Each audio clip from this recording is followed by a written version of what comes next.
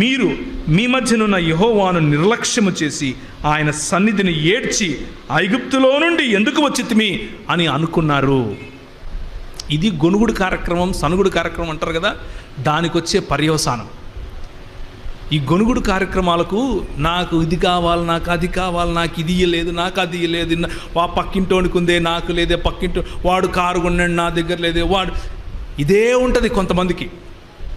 ఏంటి, what are we trying to do? Compare చేసుకోవటం, పోల్చి చెప్పుకోవటం.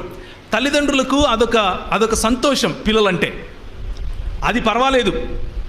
కానీ నీలో జరిగినటువంటి గొప్ప, నీకు ప్రభువు ఇచ్చినటువంటి ఆశీర్వాదం చెప్పడంలో ఇబ్బంది లేదు.